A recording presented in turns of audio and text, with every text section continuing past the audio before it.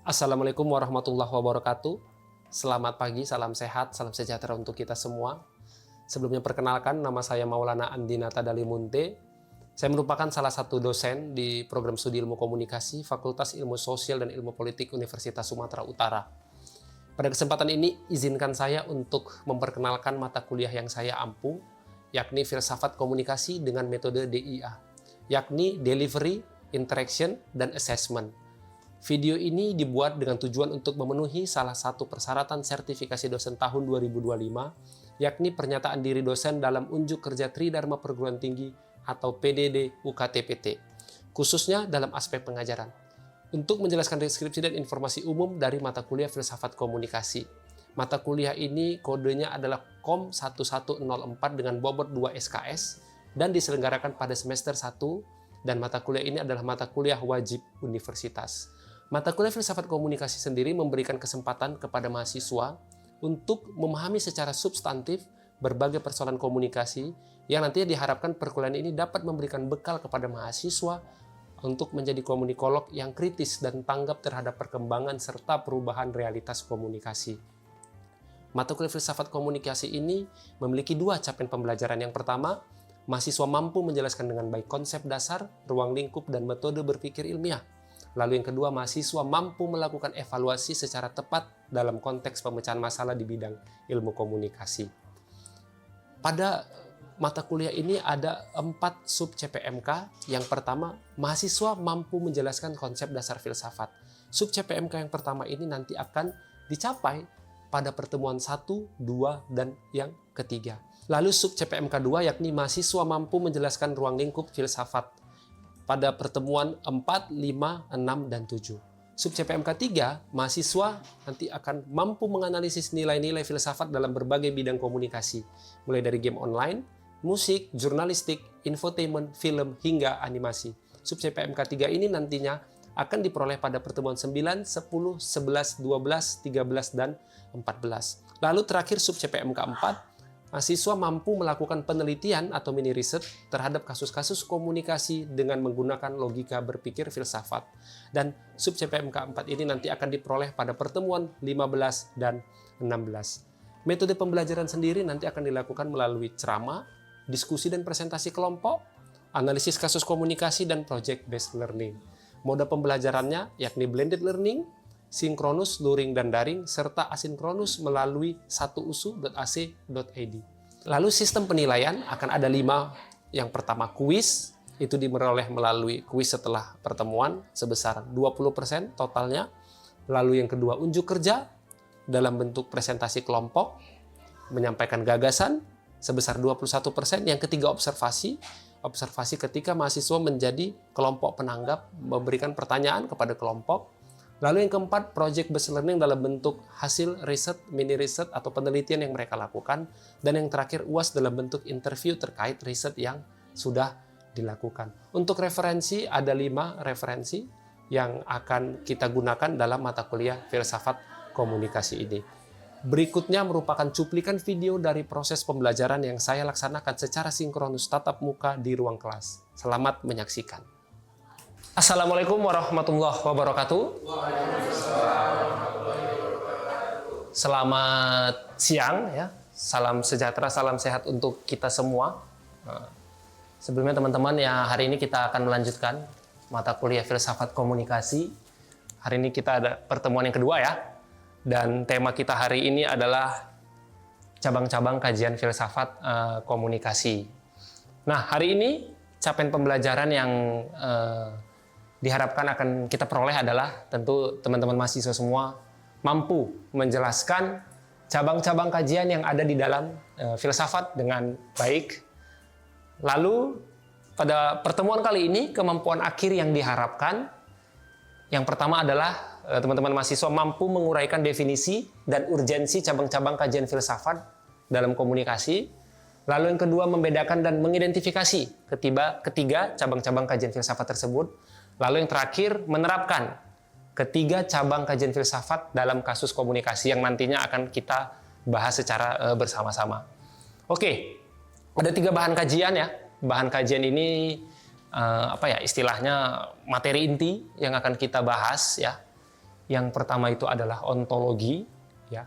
Apa itu ontologi? Nanti kita akan jelaskan lebih jauh dan kita akan diskusikan ya.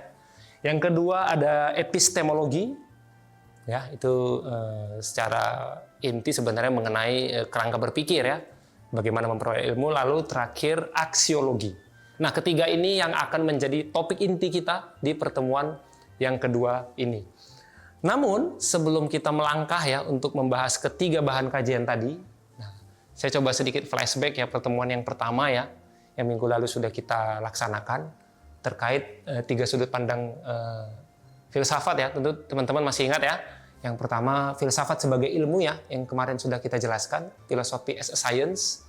Lalu yang kedua filsafat sebagai metode berpikir. Nah, hari ini ya yang akan kita bahas ya philosophy as a method of thought, dan yang terakhir filsafat sebagai pandangan hidup, philosophy as a way of life. Nah, ketiga sudut pandang ini yang sudah kita bahas sebelumnya, hari ini akan kita perdalam lagi lebih jauh ya dengan mengidentifikasinya pada kasus komunikasi yang lebih spesifik. Apa kasusnya Bang? Nah, itu nanti ya akan ada kasus yang lebih detail lagi. Yang pertama ya, mungkin teman-teman di pertemuan minggu lalu sudah dengar ya mungkin, atau kita sudah sedikit diskusi terkait filsafat. Abang coba membahas sedikit lagi ya. Filsafat, ketika kita mendengar kata filsafat, tentu kalian pernah dengar kata radikal ya.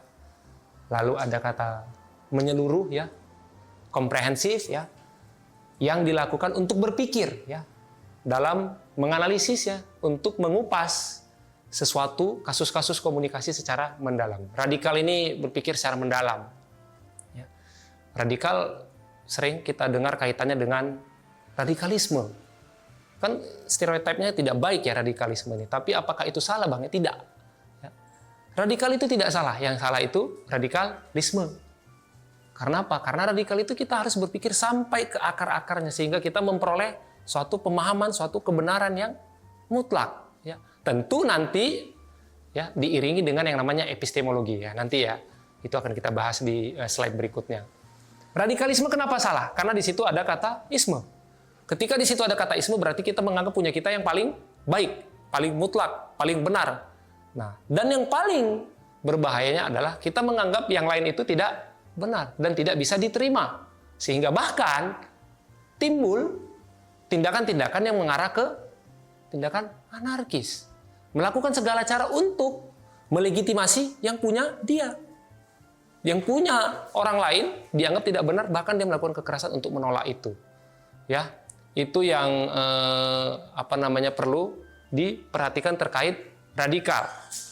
Nah, lalu filsafat ini juga sebuah perenungan, ya, suatu jenis pemikiran yang meliputi kegiatan untuk mempertanyakan sesuatu. Kita bertanya, ya kan? Pasti kita harus juga butuh jawaban. Nah, bagaimana kita memperoleh jawaban itu? Ya tentu kita harus mengajukan pertanyaan, ya kan? Kita harus menghubungkan gagasan, kan?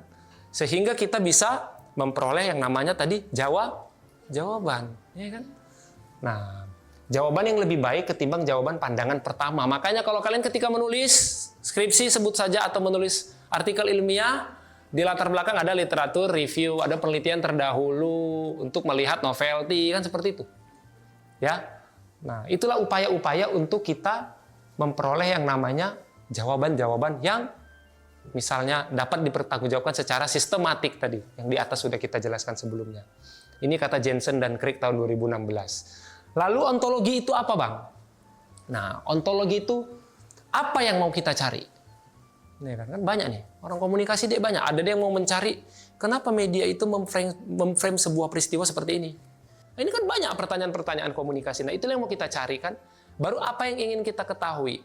Nah, apa yang kita ketahui itu juga. Yang kita ketahui kita tulislah di apa? Kalau kalian buat makalah tuh di awal tuh apa namanya? Pendahuluan ya, latar belakang. Disitulah cara kalian, saya selalu mengatakan untuk membranding ide.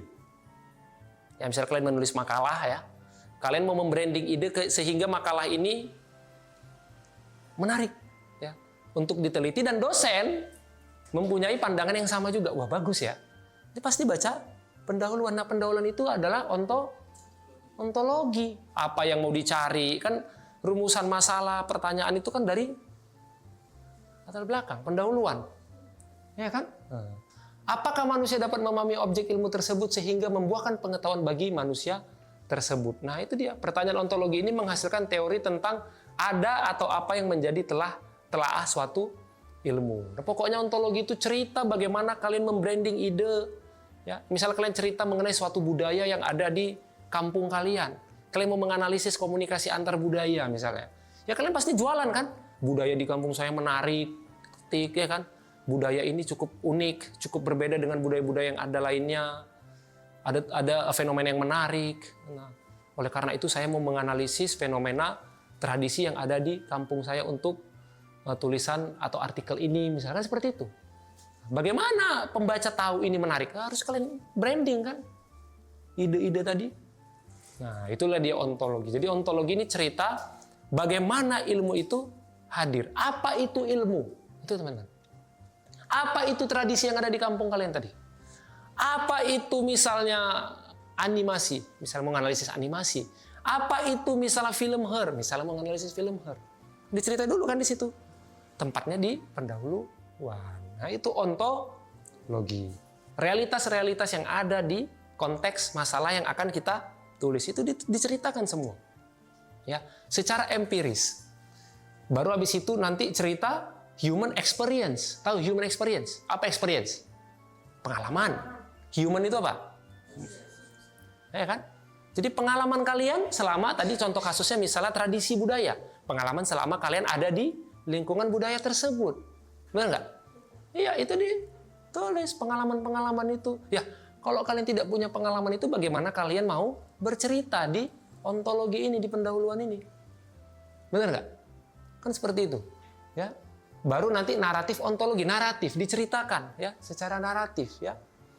Lalu information based model, ya, itu nanti juga informasi-informasi yang bersumber dari penelitian-penelitian yang sudah ada. Buku, jurnal, referensi-referensi yang mendukung. Misalnya ada buku yang sudah menulis tradisi yang akan kalian teliti, misalnya, atau yang akan kalian tulis. Nah, buku itu bisa menjadi pendukung argumentasi kalian. Kadang kan ada yang nanya, wah kok ngarang aja ini? Bener gak? Ini ngarang aja nih. Cerita-cerita gini, mana sumbernya? Referensinya mana? Nah, kan kadang gitu dia. Karena apa? Karena kan terkesan sangat subjektif. Makanya kalian perlu pendukung tadi. Bisa buku, bisa jurnal. Sehingga apa yang kalian tulis itu bisa dipertanggungjawabkan secara ilmiah. Ya, makanya information based model dan meaning based model. Ya, itu tadi ya ketika bicara ontologi, pendahuluan gitu tadi. Baru epistemologi, ya, metodenya. Nah, langsung pertanyaan pertama, bagaimana metodenya? Metode untuk mendapatkan ilmu. Ya, bagaimana cara mendapatkannya? Misalnya metodenya itu nanti pakai kuantitatif ya, mungkin di di semester berikutnya di metodologi ya. Baru bagaimana cara mendapatkannya? Apakah kalian wawancara misalnya? Ya kan, bertanya secara langsung ke informan, ke masyarakat adat yang ada di sekitar situ.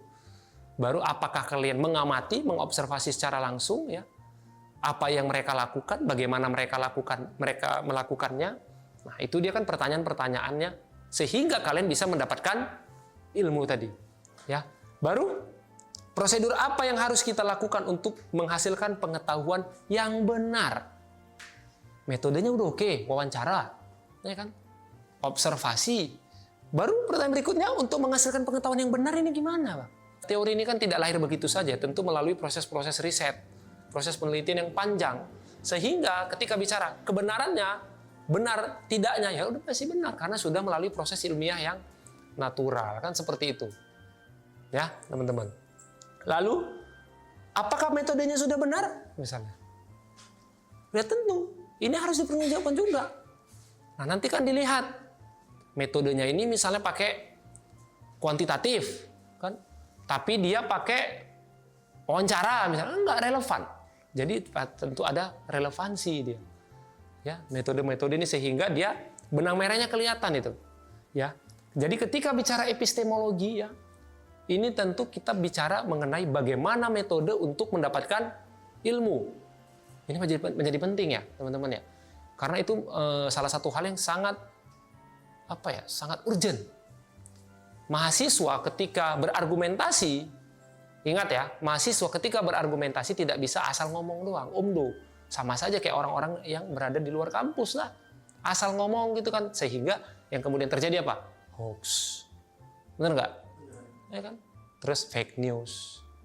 Nah, mahasiswa itu kan harusnya ngomong berdasarkan kenyataan, ada buktinya.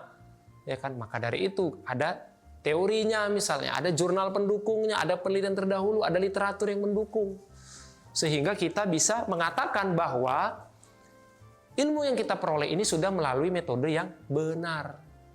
Tadi ya, sistematik ya, pengertian filsafat yang di awal saya katakan. Untuk memperoleh ilmu itu harus sistematik. Nah, itu dia epistemologi. Nah, ini ya, relationship between researcher and phenomenon observed. Ya, bagaimana hubungan antara peneliti dan fenomena yang diobservasi, yang diamati. Ya kan? Nah, ini menjadi penting gitu loh. Makanya selalu saya mengatakan ketika mahasiswa jumpa, Pak, saya mau nulis mengenai ini. Nah, terus kenapa mau menganalisis ini? Gak apa-apa Pak, kayaknya sering aja sekarang menganalisis ini. Keren mengenai internet, game misalnya. Main gamenya? Belum pernah dengar. Waduh. Main? Tidak gitu loh. Jangan seperti itu. Kalau menganalisis game, saya main Pak, setiap hari saya main. Ada banyak fenomena menarik di sini. Makanya saya selalu mengatakan ketika kita menulis yang kita sukai, itu gak bisa berhenti. Susah berhenti menulis itu. Karena kita udah paham betul dengan case yang kita teliti. Maka dari itu, relasi antara penulis dengan fenomena yang diamati itu menjadi penting. Tulislah yang kalian sukai. Tulislah yang kalian senangi. Ya, makanya tadi di awal saya katakan apa? Perlu yang namanya experience. Ya kan, pengalaman itu. Nah, jadi tulislah yang kita senangi ya. Baru research process and type of knowledge generated ini tentu nanti kita bicara bagaimana pengetahuan kita terkait konteks ya, bonding kita. Ya, misalnya ketika kita menganalisis tradisi budaya tadi, ketika kita berasal dari sana kan pasti ada kedekatan ya. Nah, kedekatan secara psikologis itu juga menjadi penting ya. Jangan kita menulis sesuatu yang data saja sulit untuk didapat. Ini menjadi bahaya ini. Nah, ini menjadi penting ya kalian garis bawahi. Ketika menulis tugas, nanti menulis karya ilmiah, menulis artikel, tulislah yang kita senangi, yang kita sukai. Sehingga kita akan merasa bahwa yang kita tulis ini adalah passion kita. Makanya sulit berhenti dia tuh. Terlalu banyak cerita dia. Sampai dia kebablasan, lupa dia untuk mengaitkannya dengan teori yang tadi, yang sebelumnya. Ya, apakah pengetahuannya sudah benar gitu kan? Sehingga kita tidak terkesan subjektif. Nah, itu teman-teman. Nah, baru yang terakhir itu adalah aksiologi. Berguna nggak? Kalau bisa kalau nulis ini janganlah mau-mau wawa aja ya kan. Nulis ini juga harus punya kebermanfaatan untuk orang lain, untuk pembaca. Maka dari itu ketika nulis ada nanti manfaat praktis, manfaat teoritis ya kan. Kenapa? Karena mau ngejar ini si aksiologi. Kira-kira ketika kita riset, kita sudah menulis memakan waktu yang cukup panjang, sejauh mana ini bermanfaat? Ya. Apakah ilmu ini sudah dijalankan demi kemaslahatan bersama? Apakah aplikasi ilmu memperhatikan kaidah moral? Jangan pula nipu dia. Ya, misalnya dia mau pakai metode G-form ya. Dia pakai survei misalnya, dia mau mensurvei nih bagaimana sih pengaruh pembelajaran di USU terhadap prestasi misalnya. Dia pakai G-form, disebar ya kan. Yang masuk cuma 3 atau cuma 5 nih. Dibuatnya udah sampai 70. Dibuat pengaruhnya besar. Nipu aja dia. Nah, berarti apa? Ini sudah tidak memperhatikan kaidah moral. Nah, ini sering terjadi teman-teman. Atau ketika dia wawancara, datang ke kampung untuk menganalisis tradisi tadi, tradisi budaya. Datang. Ada fotonya, makanya ada dokumentasi bukti kan, foto dia sambil wawancara, megang handphone. Wow. Cabut cek foto udah pulang dia. Isinya udah ada ChatGPT, misalnya kan ada AI. Yang penting udah foto, udah datang di situ. Isinya nggak salah aja. Ini berarti sudah tidak lagi memperhatikan kaidah moral. Ini menjadi penting. Ya, maka dari itu kalian harus juga fokus pada kaidah moral. Sehingga inilah yang akan menjadi dasar kalian menjadi seorang mahasiswa, mahade. Ya. Baru akhirnya adalah menghasilkan teori tentang nilai dan etika. Nah itu yang nanti akan kalian ingat, sehingga dalam proses-proses penulisan tugas, misalnya proses-proses penulisan karya ilmiah, ini harus diperhatikan ketiga aspek ini. Ontologi, apa itu ilmu? Ya kan? Experience tadi di situ, empiris di situ, ceritakan pengalaman-pengalaman sehingga ini menjadi menarik. Kaitkan sama bukti-bukti pendukung, misalnya jurnal. Nah, itu di ontologi. Baru epistemologi. Kalau sudah oke, ya, branding idenya sudah bagus, cerita experience-nya sudah bagus, cerita idenya sudah bagus. Lalu pertanyaan berikutnya, bagaimana mendapatkan ilmu tadi, mendapatkan data tadi? Pakai apa ini? Ya kan? Banyaklah ya metodenya. Itu disesuaikan dengan konteks penelitian. Bisa wawancara boleh. Ada yang cuman observasi partisipan, mengamati, ikut di situ selama seminggu misalnya. Ada yang dia misalnya cuman menganalisis visual, menganalisis konten video misalnya, atau menganalisis konten berita. Ya. Nah, itu bisa juga, bisa. Nah, yang penting clear metodologinya seperti apa. Nah, itu tadi epistemologi. Nah, tapi tentu tadi epistemologi juga bicara teori. Ya, bagaimana temuan kita nanti itu akan dibedah menggunakan teori-teori yang relevan. Nah, itu epistemologi. Oke, sebelum saya coba lanjut, saya mau bertanya dulu, kira-kira ada nggak yang bisa membantu saya? Tadi kita cerita ontologi, epistemologi, dan aksiologi ya. Ontologi tadi cerita apa itu ilmu ya, pendahuluan bagaimana kita membranding ide, merumuskan ide sehingga menjadi sebuah kerangka tulisan yang menarik. Baru epistemologi adalah metode ya, metode untuk memperoleh ilmu ya. Lalu aksiologi. Nah, aksiologi ini apa? Ada yang bisa bantu saya? Oh ya, Agnes silakan. Jadi aksiologi itu adalah sebuah kebermanfaatan dari sebuah ilmu yang diperoleh dari proses berpikir secara sistematis, Bang. Ingat teman-teman, sistematis. Nggak bisa epistemologi aja nggak ada ontologi. Idenya apa? Ilmunya apa? Kan itu apa yang mau ditulis? Kalau cuman epistemologi aja. Atau sebaliknya, kalau ontologi aja nggak ada epistemologi, untuk apa ya? Sama aja kayak menulis opini aja lah. Kayak di media massa biasa tuh kan. Udah. Tapi kita kan mau menulis ilmiah, ya, tidak sekedar opini. Nah, jadi itu menjadi penting. Ada ontologi, ada epistemologi, baru kita punya aksiologi. Nah, dia harus sistematis. Nggak bisa epistemologi aja atau nggak bisa ontologi aja. Ini harus saling berkaitan. Nah, itu yang sistematis. Nah, ini contoh kasus ya. Meneliti realitas dalam film Her. Ini penelitian saya tahun 2018. Ontologinya adalah bicara teknologi yang semakin besar. Ya, membawa kita ke ruang fantasi. Teman-teman merasakan juga ketika main game misalnya atau nonton. Nangis, pernah ya nonton, merasa sedih. Karena kita terbawa pada ruang fantasi tadi. Nah, ini film Her juga seperti itu ya. Itu ontologi yang saya jadikan sebagai dasar. Baru epistemologi, saya pakai teori hyperreality Jean Baudrillard misalnya. Hyperreality mengatakan bahwa kita berada pada ruang simulasi yang ada di dalam film. Baru saya pakai paradigma interpretif dan metodenya adalah analisis isi, content analysis. Izin Bang, dari ketiga cabang ini Bang, mana yang paling urgent dan yang paling penting? Oke, ontologi, epistemologi, dan aksiologi, mana yang paling penting? Tadi saya sudah menyinggung sedikit ya. Ini tidak bisa berdiri sendiri. Ontologi penting, penting. Lantas epistemologi nggak penting? Oh tidak. Ontologi penting, epistemologi penting, aksiologi penting. Lebih penting aksiologi Bang, bermanfaat. Nggak bisa. Bagaimana aksiologi hadir tanpa ontologi dan epistemologi? Kan seperti itu. Ya, jadi ketiganya ini menjadi penting. Kita nggak bisa mengkotak-kotakan bahwa iya Bang, tiga-tiga penting. Tetapi yang lebih penting yang ontologi atau yang lebih penting yang aksiologi. Tidak. Semua sama mempunyai perannya masing-masing dan saling mengisi dan melengkapi. Ya. Ontologi juga. Kalau tidak ada epistemologi, ya bagaimana terjawab pertanyaan? Ya kan? Ya kalau ontologi, epistemologi, nggak ada aksiologi, nggak ada kebermanfaatan, nggak ada hasilnya untuk apa? Karena kita mau mencari jawaban. Kan seperti itu. Gitu ya, Raymond ya. Ada lagi? Oke, Suci, silakan.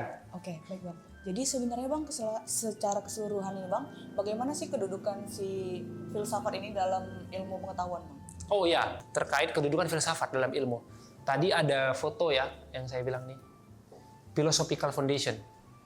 Dasar. Ya, filsafat ini menjadi dasar. Tesis, antitesis, sintesis. Tesis itu adalah penelitian yang akan kita bangun. Ya. Antitesis itu sama dengan epistemologi. Bagaimana kita mendudukkan teori, ya. Jadi penelitian-penelitian terdahulu itu kita diskusikan mana nih sebenarnya yang layak untuk diisi kekosongannya. Oke. Nah, jadi tesis, antitesis, dan sintesis. Ya, tesis ini adalah penelitian terdahulu yang sudah ada temuannya. Hasilnya seperti apa? Ya. Antitesis ini bagaimana kita untuk melihat gap. Pernah dengar ya? Research gap. Research gap. Di mana gapnya? Nah, itu di antitesis. Antitesis. Baru ada sintesis. Sintesis ini adalah tadi aksiologi, temuan, kebermanfaatan. Nah, itu dia. Kedudukannya adalah ilmu pengetahuan itu tidak pernah berhenti pada satu titik. Deh. Ilmu itu akan terus berputar. Makanya saya selalu mengatakan, ingat, ini harus dicatat, ini adalah poin penting juga. Tulisan yang baik adalah tulisan yang mengisi kekosongan tulisan sebelumnya. Makanya diharapkan adalah penelitian terdahulu. Dan penelitian atau tulisan yang baik itu adalah penelitian yang tahu di mana kekosongannya. Mana yang tidak dia tulis, mana yang belum dia jelajahi, mana yang belum dia kaji. Untuk menjadi saran, rekomendasi bagi penulis berikutnya. Oh, nggak bagus lah Bang, masa awak kasih tahu kelemahan awak? Bukan gitu. Ya. Kenapa? Karena ilmu tidak pernah berhenti. Kita harus ambil bagian untuk ikut mengembangkan ilmu. Dengan merumuskan hal-hal yang belum kita kaji. Oke teman-teman, ini ada kuis ya, nanti bisa diisi. Saya akan buka setelah perkuliahan kita ini selesai ya, akan ada waktu sekitar 5 menit. 5 soal, 1 soal 1 menit ya diisi. Nanti itu akan menjadi penilaian untuk pertemuan kita di hari ini ya. Lalu minggu depan di pertemuan ketiga kita akan membahas mengenai relasi antara cabang kajian filsafat yang kita sudah bahas hari ini dengan konsep kebenaran, etika dan privasi dalam filsafat komunikasi ya. Jadi saya harapkan teman-teman dibaca jurnal atau buku atau materi-materi yang berkaitan dengan tema kita di pertemuan ketiga ini ya. Bisa juga nanti dilihat di RPS referensi-referensi yang mendukung untuk pertemuan kita yang ketiga ini. Mungkin itu dulu untuk pertemuan kita yang kedua ini. Terima kasih atas perhatiannya ya untuk diskusi kita hari ini. Lebih dan kurang saya mohon maaf. Wassalamualaikum warahmatullahi wabarakatuh. Selamat siang.